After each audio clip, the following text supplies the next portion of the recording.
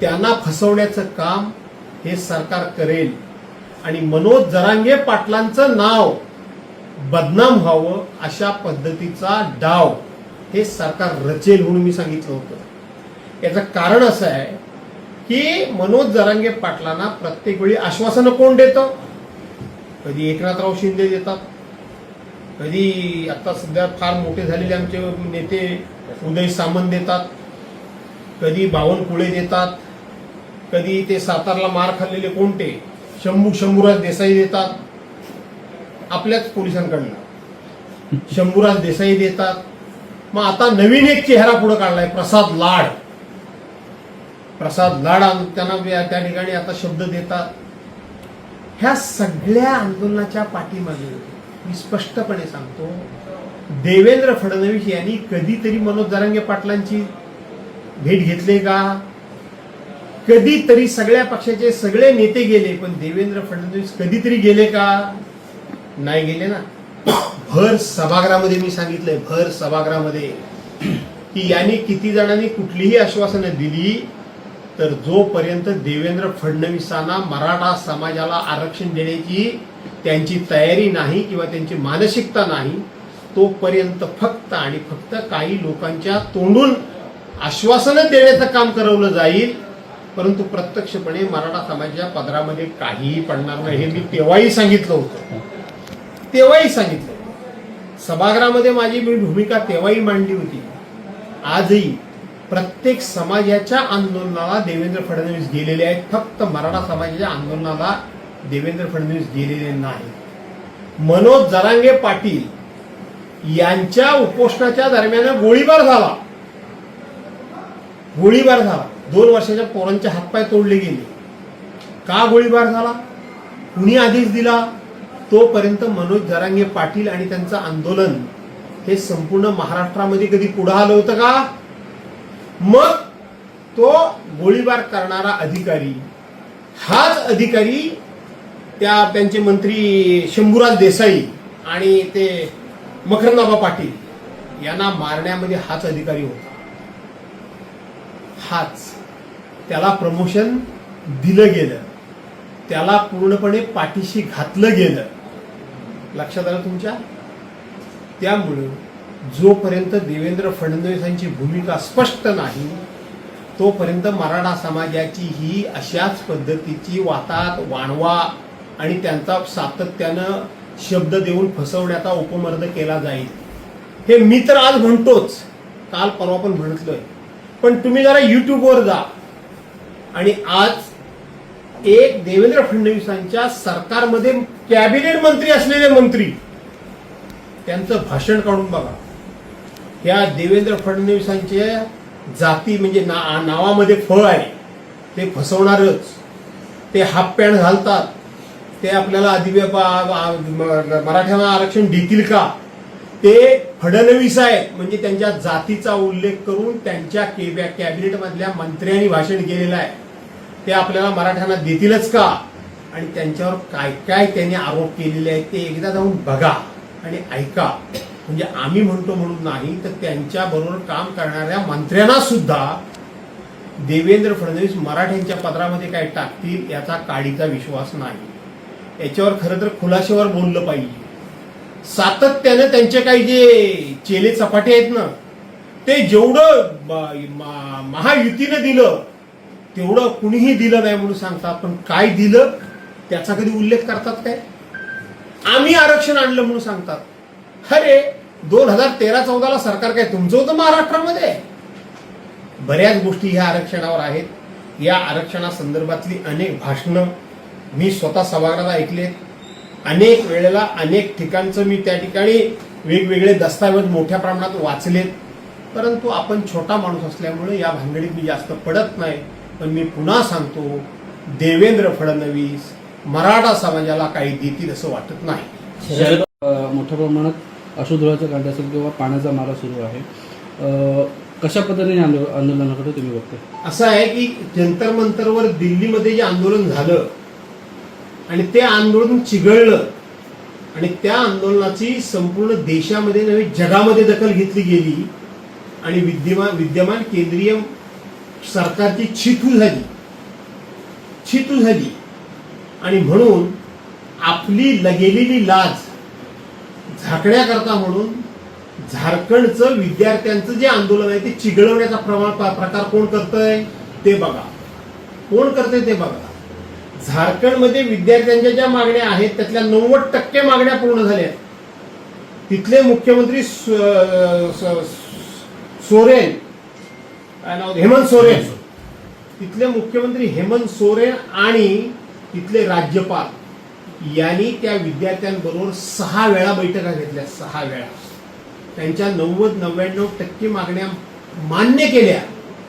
पण त्याच्या बरोबर विरोधात 25 दिवसामध्ये नरेंद्र मोदी साहेबांच्या मंत्रिमंडळातला एकही मंत्री या म्हणजे हे कॉक्रोच जनता पार्टीच्या विद्यार्थ्यांना भेटायला गेला नाही.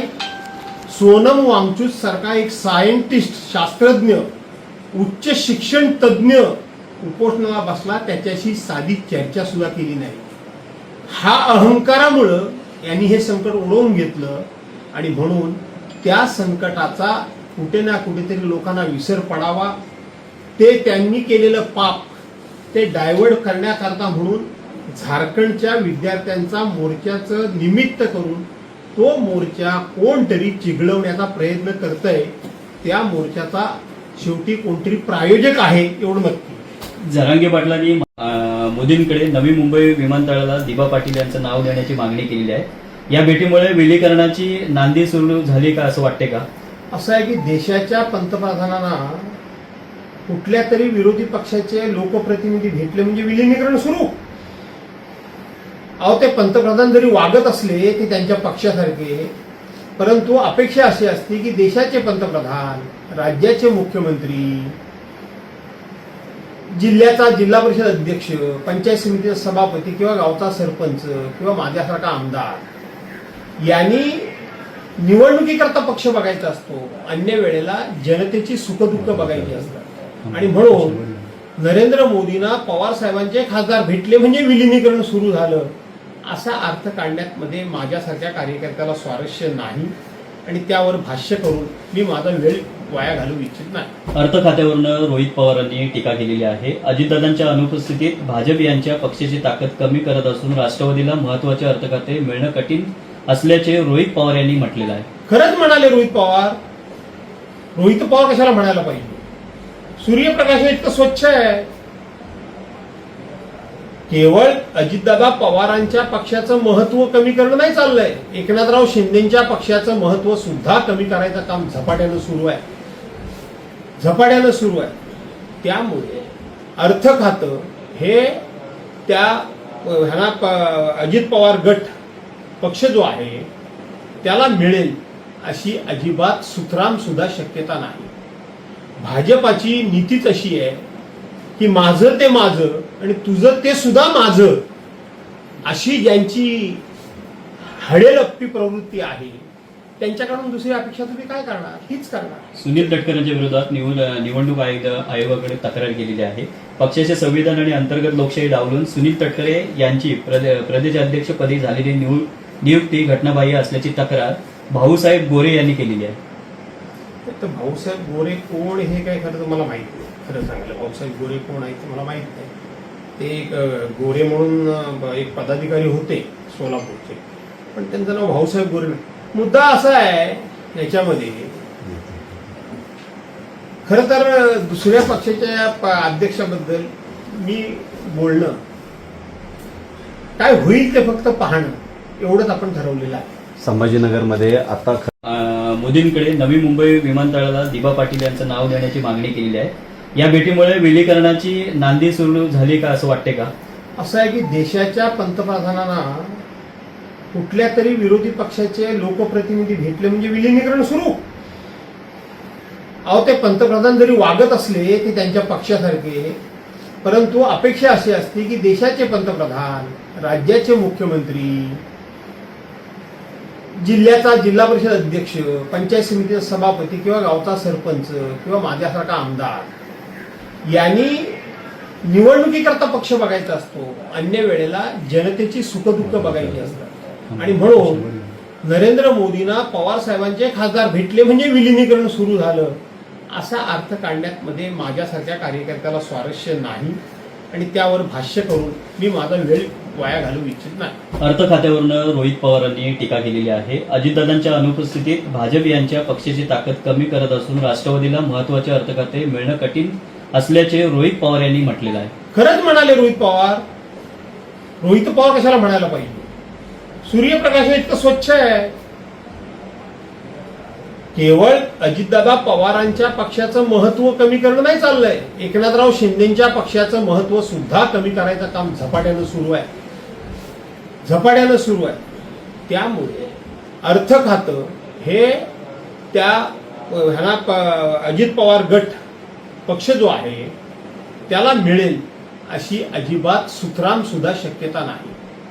भाजपाची नीतीच अशी आहे की माझं ते माझं आणि तुझं ते सुद्धा माझं अशी ज्यांची हडेलप्पी प्रवृत्ती आहे त्यांच्याकडून दुसरी अपेक्षा तुम्ही काय करणार? हीच करणार. सुनील तटकरेंच्या विरोधात निवडणूक आयोगाकडे तक्रार केलेली आहे. पक्षाचे संविधान आणि अंतर्गत लोकशाही डावलून सुनील तटकरे यांची प्रदेशाध्यक्षपदी झालेली नियुक्ती घटनाबाह्य असल्याची तक्रार भाऊसाहेब गोरे यांनी केलेली आहे. तर भाऊसाहेब गोरे कोण हे काय खरं तर मला माहित नाही. खरं सांगितलं, भाऊसाहेब गोरे कोण आहे ते मला माहित नाही. ते एक गोरे म्हणून एक पदाधिकारी होते सोलापूरचे, पण त्यांचं नाव भाऊसाहेब गोरे नाही. मुद्दा असा आहे याच्यामध्ये, खरं तर दुसऱ्या पक्षाच्या अध्यक्षाबद्दल मी बोलणं काय होईल ते फक्त पाहणं एवढंच आपण ठरवलेलं आहे. संभाजीनगरमध्ये आता मोदींकडे नवी मुंबई विमानतळाला दिबा पाटील यांचं नाव देण्याची मागणी केलेली आहे. या भेटीमुळे विलीकरणाची नांदी सुरू झाली का असं वाटते का? असं आहे की देशाच्या पंतप्रधानांना कुठल्या तरी विरोधी पक्षाचे लोकप्रतिनिधी भेटले म्हणजे विलिनीकरण सुरू. अहो, ते पंतप्रधान जरी वागत असले ते त्यांच्या पक्षासारखे, परंतु अपेक्षा अशी असते की देशाचे पंतप्रधान, राज्याचे मुख्यमंत्री, जिल्ह्याचा जिल्हा परिषद अध्यक्ष, पंचायत समितीचा सभापती किंवा गावचा सरपंच किंवा माझ्यासारखा आमदार यांनी निवडणुकीकरता पक्ष बघायचा असतो, अन्य वेळेला जनतेची सुखदुःख बघायची असतात.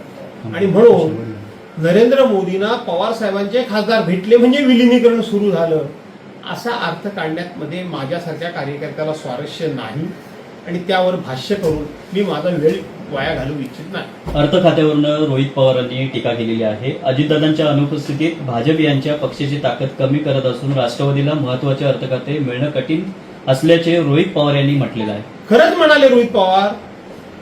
रोहित पवार कशाला म्हणायला पाहिजे? सूर्यप्रकाश हे इतकं स्वच्छ आहे.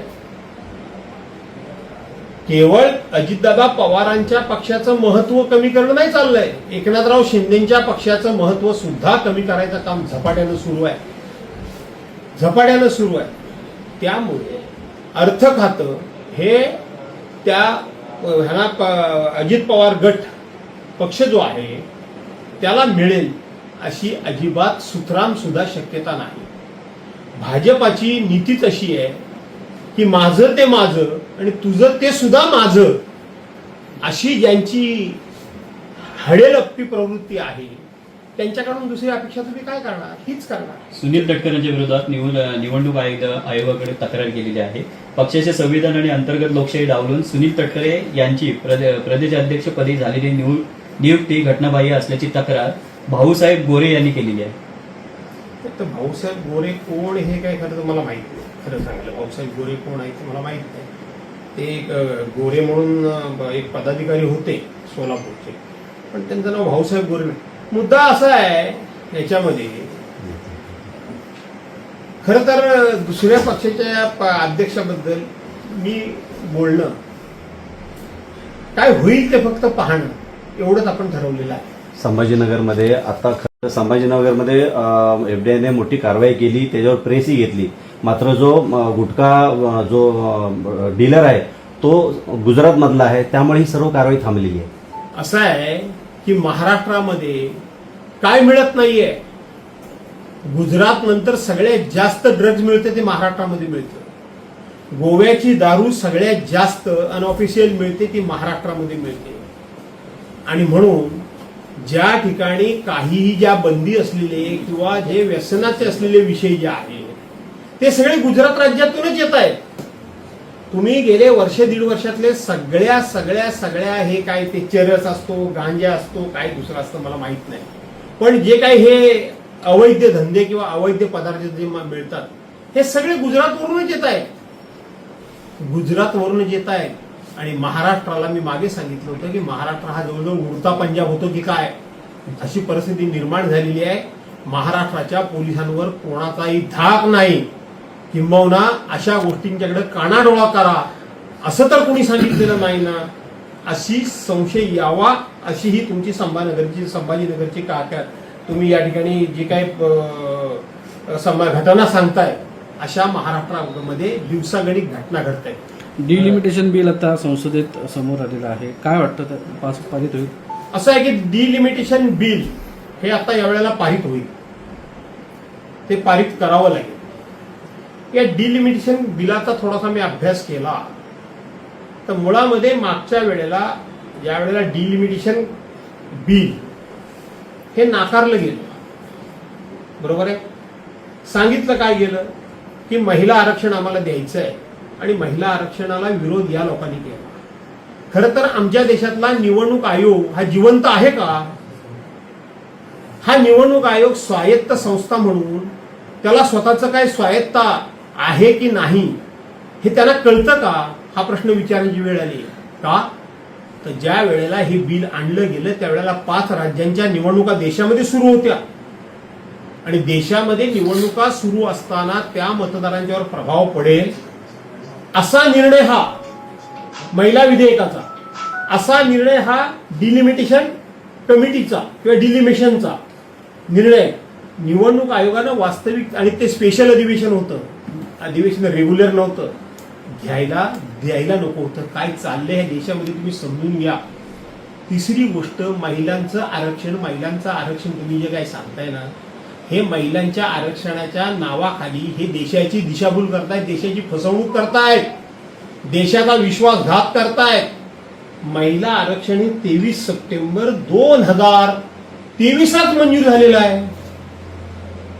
2023 सप्टेंबरच्या 2023 महिला आरक्षण मंजूर केलं आणि प्रत्यक्षपणे 2024च्या निवडणुका झाल्या त्याच्यामध्ये महिलांना आरक्षण लागू नाही केलं. कंटाळवाणा विषय असला तरी ऐकून ठेवा, ते आरक्षण लागू नाही केलं. 2024ची तुम्हाला आम्ही आरक्षण देणार सांगून निवडणूक त्या ठिकाणी मारून नेली. आता राहिला प्रश्न डिलिमिटेशन करण्याचा अधिकार हा कुठल्याही सरकारला नाही. त्याच्याकरता स्वतंत्र आयोग आहे, ते आयोगाने ठरवायचं आहे की हे डिलिमिटेशन कशा पद्धतीने असावं. या डिलिमिटेशन म्हणजे मतदारसंघाची पुनर्रचना, ही पुनर्रचना कशी असावी त्या आयोगाने ठरवायचं आहे. पण हे इतके विद्वान आहेत 2 नेते देशामधले, यांनी 865 खासदार आम्ही करणार म्हणून सांगितलं. अरे याला काहीतरी धोरण असेल की नाही, याला काही निकष असतील की नाही, आणि म्हणून ते त्यावेळेला विरोध झाला. तो तसा विरोध झाला नाही. महिला आरक्षणाला 454 खासदारांनी मतदान केलं, तिथले 452 खासदारांनी महिला आरक्षणाच्या बाजूने मतदान केलं. कुठल्याही पक्षाने विरोध केलेला नाही. आता डिलिमिटेशनच्या बाबतीत मी तुम्हाला सांगतो, मी पुढे जाऊन वाचलं, तसं जर असेल तर हे सहजासहजी डिलिमिटेशन होईल. जी एक भीती होती की एका विशिष्ट भागामध्ये खासदारांची किंवा आमदारांची संख्या वाढेल आणि एका विशिष्ट भागामध्ये ती कमी होईल, त्याच्याकरता म्हणून खास गृहमंत्री अमित शाह साहेबांनी त्या अधिवेशनच्या पूर्वी, जे अधिवेशनमध्ये बिल फेटाळलं गेलं ना, त्या अधिवेशनापूर्वी सगळ्या विरोधी पक्षातल्या सदस्यांची वेगवेगळ्या बैठका अमित शहानी घेतल्या होत्या. अमित शाह साहेबांनी घेतल्या होत्या सगळ्यांच्या.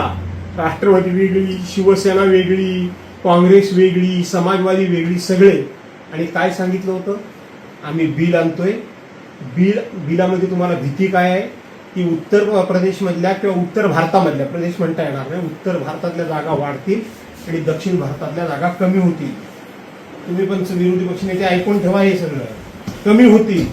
त्याला सरसकट आम्ही एक फॉर्म्युला काढलेला आहे की आता ज्या जागा आहेत त्या राज्यांमध्ये त्या सगळ्या जागा दीडपट करायच्या. म्हणजे उत्तर प्रदेशमध्ये जर आता 80 खासदारांच्या जागा आहेत तर ते 120 होतील आणि महाराष्ट्रामध्ये 48 आहेत त्या 72 होतील. मिळून रेशो सारखाच राहणार आहे. सदस्य संख्या वाढेल आणि असं आम्ही बिल आणतोय, तुम्ही नुसतं म्हणून ते मंजूर करून टाका. मंजूर मंजूर मंजूर आणि बिल शेवटच्या क्षणाला हातामध्ये दिलं आणि त्याच्यामध्ये हा क्लॉजच नाही. हे किती लबाड आहे हे लक्षात घ्या. हा क्लॉजच नाही, दीडपट सदस्य संख्या सरसकट वाढवण्याची. आणि म्हणून विरोधी पक्षानं त्याला विरोध केला. दुर्दैवाने विरोधी पक्षाकडून हा मुद्दा व्यवस्थितपणे मांडलाच नाही, मांडला नाही. आणि माझी खात्री आता अशी आहे की परवांच्या दिवशी जरासं असं फार असे हवेत जे गेले होते ना हे सत्ताधारी पक्ष, ते आता जमिनीवर आणले. सीएनजीनं ना ते सीएनजी नाही पण ते सीजेपी त्यांनी त्यांना जमिनीवर आणले. त्यामुळे माझी खात्री अशी आहे की ती सरसकट 1.5 आरक्षण आणतील आणि ते आणलं तर ते मंजूर व्हायला विरोध होईल असं मला वाटत नाही. असं आहे की केंद्रामध्ये कुठलाही विषय निघाला की पंडित जवाहरलाल नेहरू कुठे आहेत? पंडित जवाहरलाल नेहरूंनी काय केलं? ते पंडित जवाहरलाल नेहरू कुठे आहेत? आज 1964 ते 36 आणि 26 62 वर्ष झाले ते स्वर्गवासी झाले. तरी सुद्धा पंडित जवाहरलाल नेहरूंनी काय केलं हे शोधण्याचं काम सुरू आहे. म्हणजे आता तर मला असं वाटतं की परवांच्या दिवशी जुलैमध्ये 22 जुलैला 20 जुलैला जे जंतर मंतरवर जेनझी या तरुणांनी जे आंदोलन केलं, मला वाटतं स्वर्गातून त्यांना प्रेरणा पंडित जवाहरलाल नेहरूंनीच दिलेली असावी. तसंच महाराष्ट्रामध्ये काही झालं जे काल परवापर्यंत ज्यांची तुम्ही नावं घेताय त्यांच्या क्लिप बघा काय आहेत त्यांच्या क्लिप बघा की कशा पद्धतीनं उद्धव बाळासाहेब ठाकरेंची त्या ठिकाणी भलावण करतायत. कशा पद्धतीनं उद्धव बाळासाहेब ठाकरेंच्या बाबतीत काय त्यांचे शब्द अपुरे पडतात, एवढे त्यांचे गुणगान गातायत, एवढे त्यांचे गोडवे गातायत. ते आज लोक काही झालं तर उद्धव बाळासाहेब ठाकरे कुठे आहेत म्हणून विचारतात. अशा लोकांच्या बोलण्याकडे फार लक्ष देऊन त्यांचं नसलेलं महत्व वाढवण्याची मला इच्छा नाही. ज्या जिल्ह्यांचा दौरा झालेला आहे, मुंबई गोवा महामार्गाच्या कामावरून त्यांनी नाराजी व्यक्त केली आहे आणि ठेकेदारांच्या टक्केवारीमध्ये हा महामार्ग अडकला असा आरोप त्यांचा आहे. तुम्हाला काय वाटतं? असं आहे की मुळामध्ये हा महामार्ग व्हावा याकरता म्हणून ज्यांची जबाबदारी होती, ज्यांचा अधिकार आहे, ज्यांच्या मालकीचा ज्या खात्याचा हा महामार्ग आहे, यांनी हा महामार्ग पूर्णत्वात जावा याकरता नक्की काही विशेष अशा प्रकारची जबाबदारी घेतली का? या महामार्गाकडे त्यांनी जातीनिशी लक्ष दिलं का? हा महामार्ग रखडू नये, वेळेत पूर्ण व्हावा म्हणून त्यांनी काही विशेष अशा पद्धतीची काही उपाययोजना केली का? 2च कारणं सांगत बसले. ते म्हणजे इथले लोक काही कोर्टामध्ये गेले त्यामुळे वेळ झाला. कोण कोर्टामध्ये गेलं? कुठल्या जागेकरता कोर्टामध्ये गेलं? याची कधी नावं समोर आलीत का? आलेली नाही.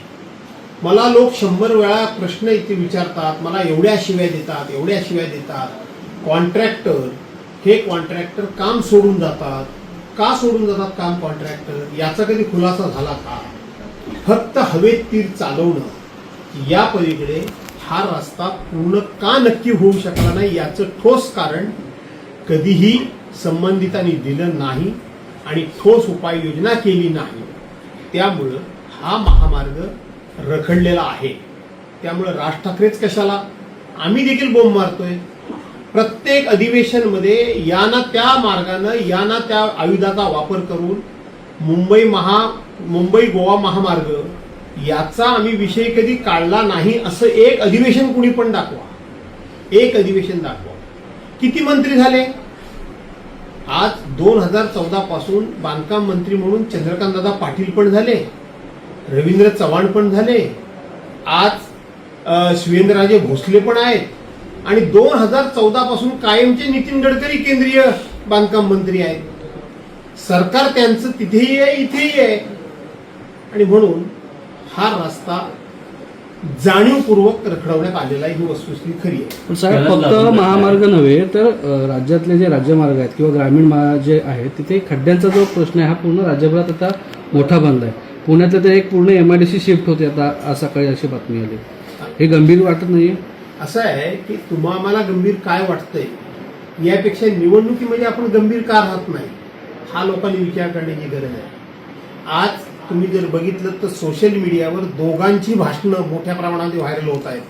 एक देशाचे पंतप्रधान नरेंद्र मोदी साहेब आणि दुसरे देशाचे सार्वजनिक बांधकाम मंत्री नितीन गडकरी साहेब. ते काय सांगत असतात, दोघंही काय सांगतायत की 2024 पर्यंत आम्ही या ठिकाणी अशी टेक्नॉलॉजी यूज केलेली आहे, अशी टेक्नॉलॉजी आम्ही आणलेली आहे, अशा टेक्नॉलॉजीचा आम्ही वापर करतो आहोत की अमेरिकेच्या सुद्धा अधिक चांगले रस्ते हे आम्ही केलेले असतील आणि ते रस्ते आमचे झालेले असतील, अमेरिकेपेक्षा आम्ही उत्तम रस्ते या देशाला देणार आहोत आणि 2024ला ते संपवू आम्ही पूर्णपणे हे रस्ते पूर्ण करणार आहोत. आज त्याच रस्त्यावर हजारो ठिकाणी माल वाहतूक गाड्या अडकून पडलेल्या आहेत, चिखलामध्ये फसलेले दाखवलेले आहेत. रस्त्याचे खड्डे तुम्ही मोजू शकत नाही इतके रस्त्याचे खड्डे आहेत. यांनी बांधलेले पूल धडाधड कोसळत आहेत. यांनी केलेल्या ज्या काही संरक्षण भिंती आहेत त्या धडाधड कोसळत आहेत.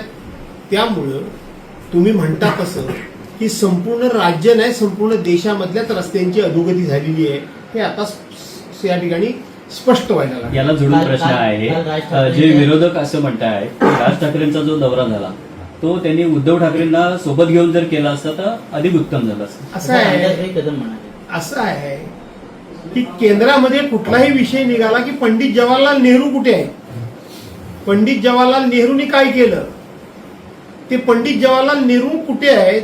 आज 1964 ते 36 आणि 26 62 वर्ष झाले ते स्वर्गवासी झाले, तरी सुद्धा पंडित जवाहरलाल नेहरूंनी काय केलं हे शोधण्याचं काम सुरू आहे.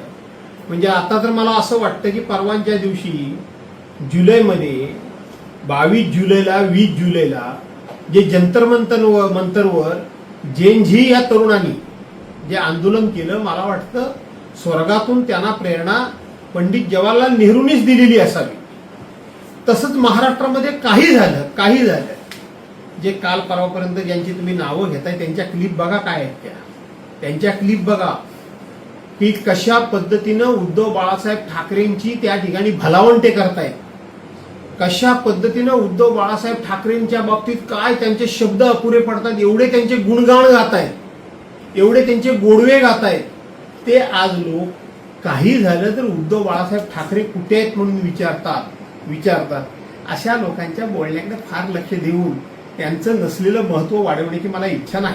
ज्या जिल्ह्यांचा दौरा झालेला आहे मुंबई गोवा महामार्गाच्या कामावरून त्यांनी नाराजी व्यक्त केली आहे आणि ठेकेदारांच्या टक्केवारीमध्ये हा महामार्ग अडकला असा आरोप त्यांचा आहे.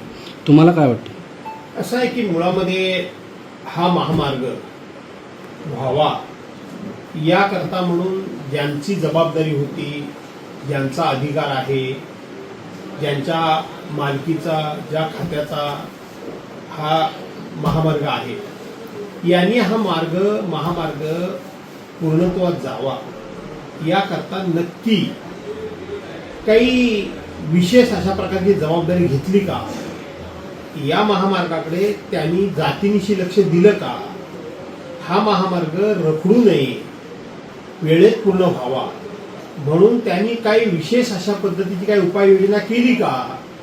दोनच कारणं सांगत बसले, ते म्हणजे इथले लोक काही कोर्टामध्ये गेले त्यामुळे वेळ झाला. कोण कोर्टामध्ये गेलं, कुठल्या जागेकरता कोर्टामध्ये गेलं याची कधी नावं समोर आलीत का, आलेली नाही.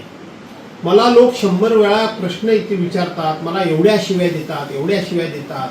कॉन्ट्रॅक्टर काम सोडून जातात, का सोडून जातात काम कॉन्ट्रॅक्टर याचा कधी खुलासा झाला का. फक्त हवेत तीर चालवणं या पलीकडे हा रस्ता पूर्ण का नक्की होऊ शकला नाही याचं ठोस कारण कधीही संबंधितांनी दिलं नाही आणि ठोस उपाययोजना केली नाही. त्यामुळं हा महामार्ग रखडलेला आहे. त्यामुळे राज ठाकरेच कशाला, आम्ही देखील बोंब मारतोय. प्रत्येक अधिवेशनमध्ये या ना त्या मार्गानं या ना त्या आयुधाचा वापर करून मुंबई गोवा महामार्ग याचा आम्ही विषय कधी काढला नाही असं एक अधिवेशन कुणी पण दाखवा. एक अधिवेशन दाखवा. किती मंत्री झाले? आज 2014 पासून बांधकाम मंत्री म्हणून चंद्रकांतदादा पाटील पण झाले, रवींद्र चव्हाण पण झाले, आज शिवेंद्रराजे भोसले पण आहेत आणि 2014 पासून कायमचे नितीन गडकरी केंद्रीय बांधकाम मंत्री आहेत. सरकार त्यांचं तिथेही आहे इथेही आहे. आणि म्हणून हा रस्ता जाणीवपूर्वक रखडवण्यात आलेला आहे ही वस्तुस्थिती खरी आहे. पण साहेब फक्त महामार्ग नव्हे तर राज्यातले जे राज्यमार्ग आहेत किंवा ग्रामीण जे आहेत तिथे खड्ड्यांचा जो प्रश्न आहे हा पूर्ण राज्यभरात आता मोठा बनलाय. पुण्यातलं तर एक पूर्ण MIDC शिफ्ट होते आता आज सकाळी अशी बातमी आली. हे गंभीर वाटत नाहीये? असं आहे की आम्हाला गंभीर काय वाटतंय यापेक्षा निवडणुकीमध्ये आपण गंभीर का राहत नाही हा लोकांनी विचार करण्याची गरज आहे. आज तुम्ही जर बघितलं तर सोशल मीडियावर दोघांची भाषणं मोठ्या प्रमाणात व्हायरल होत आहेत. एक देशाचे पंतप्रधान नरेंद्र मोदी साहेब आणि दुसरे देशाचे सार्वजनिक बांधकाम मंत्री नितीन गडकरी साहेब. ते काय सांगत असतात? दोघंही काय सांगतायत की 2024 पर्यंत आम्ही या ठिकाणी अशी टेक्नॉलॉजी यूज केलेली आहे, अशी टेक्नॉलॉजी आम्ही आणलेली आहे, अशा टेक्नॉलॉजीचा आम्ही वापर करतो आहोत की अमेरिकेच्या सुद्धा अधिक चांगले रस्ते हे आम्ही केलेले असतील आणि ते रस्ते आमचे झालेले असतील. अमेरिकेपेक्षा आम्ही उत्तम रस्ते या देशाला देणार आहोत आणि 2024ला ते संपवू आम्ही पूर्णपणे हे रस्ते पूर्ण करणार आहोत. आज त्याच रस्त्यावर हजारो ठिकाणी माल वाहतूक गाड्या अडकून पडलेल्या आहेत, चिखलामध्ये फसलेले दाखवलेले आहेत. रस्त्याचे खड्डे तुम्ही मोजू शकत नाही इतके रस्त्याचे खड्डे आहेत. यांनी बांधलेले पूल धडाधड कोसळत आहेत. यांनी केलेल्या ज्या काही संरक्षण भिंती आहेत त्या धडाधड कोसळत आहेत. त्यामुळं तुम्ही म्हणता कसं की संपूर्ण राज्य नाही संपूर्ण देशामधल्याच रस्त्यांची अधोगती झालेली आहे हे आता या ठिकाणी स्पष्ट व्हायला लागलं. याला जोडून प्रश्न आहे, जे विरोधक असं म्हणताय की राज ठाकरेंचा जो दौरा झाला तो त्यांनी उद्धव ठाकरेंना सोबत घेऊन जर केला असता तर अधिक उत्तम झालं असतं. असं आहे की केंद्रामध्ये कुठलाही विषय निघाला की पंडित जवाहरलाल नेहरू कुठे आहेत? पंडित जवाहरलाल नेहरूंनी काय केलं? ते पंडित जवाहरलाल नेहरू कुठे आहेत? आज 1964 ते 36 आणि 26 62 वर्ष झाले ते स्वर्गवासी झाले. तरी सुद्धा पंडित जवाहरलाल नेहरूंनी काय केलं हे शोधण्याचं काम सुरू आहे. म्हणजे आता तर मला असं वाटतं की परवाच्या दिवशी जुलैमध्ये 22 जुलैला 20 जुलैला जे जंतर मंतरवर जेनझी या तरुणांनी जे आंदोलन केलं मला वाटतं स्वर्गातून त्यांना प्रेरणा पंडित जवाहरलाल नेहरूंनीच दिलेली असावी. तसंच महाराष्ट्रामध्ये काही झालं जे काल परवापर्यंत ज्यांची तुम्ही नावं घेताय त्यांच्या क्लिप बघा काय आहेत त्यांच्या क्लिप बघा की कशा पद्धतीनं उद्धव बाळासाहेब ठाकरेंची त्या ठिकाणी भलावंटे करतायत. कशा पद्धतीनं उद्धव बाळासाहेब ठाकरेंच्या बाबतीत काय त्यांचे शब्द अपुरे पडतात, एवढे त्यांचे गुणगान गात आहेत, एवढे त्यांचे गोडवे गात आहेत. ते आज लोक काही झालं तर उद्धव बाळासाहेब ठाकरे कुठे आहेत म्हणून विचारतात. अशा लोकांच्या बोलण्याकडे फार लक्ष देऊन त्यांचं नसलेलं महत्व वाढवण्याची मला इच्छा नाही.